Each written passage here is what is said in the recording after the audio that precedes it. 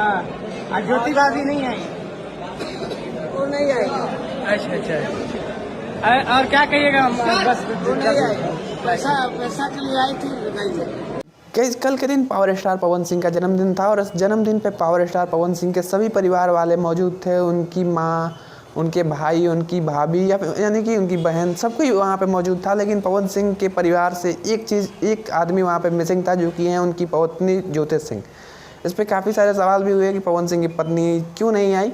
इस पर पवन सिंह की माँ का एक इंटरव्यू वायरल हो रहा है, जिसमें पवन सिंह की माँ कहते दिख रही हैं कि वो सिर्फ पैसा लेने आई थी और पैसा लेके वो चली गई। हाँ, आज ज्योति भाभी नहीं आई। वो नहीं आएगी। अच्छा।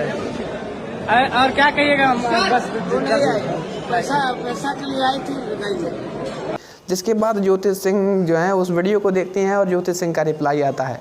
आज की वीडियो में इसी के बारे में बात करेंगे, तो वीडियो में लास्ट तक जरूर बना रहे हैं। चैनल पर नया है तो सब्सक्राइब करके बेल आइकन को प्रेस कर दें। भैया, पावर स्टार पवन सिंह और ज्योति सिंह का जो तलाक वाला मामला है वो 2020 से चल रहा है, जो कि पवन सिंह 2020 में इस शक के आधार पर ज्योति सिंह को डाइवोर्स फाइल कर दिए थे और उसके बाद इन दोनों के बीच में मामला कभी सुधरा ही नहीं है। एक बार चुनाव के बीच में ये दोनों साथ में दिखे भी थे, बट फिर कहीं ना कहीं वही चीज़ हमें सामने देखने को मिल रहा है, वही चीज़ यहाँ पे देखने को मिल रहा है। कल बहुत ही बड़ा इवेंट था पवन सिंह के फैमिली के लिए और इस इवेंट में भी पवन सिंह की पत्नी मौजूद नहीं थी, जिसको लेके पवन सिंह के परिवार वाले काफ़ी उदास थे। और कहीं ना कहीं ज्योति सिंह के लिए पवन सिंह की जो माँ कह रही हैं कि वो सिर्फ पैसा लेने आई हैं, वो कहाँ तक सही है अब ये तो हम नहीं कह सकते हैं, लेकिन अगर माँ हैं तो कहीं ना कहीं सही कह रही होंगी।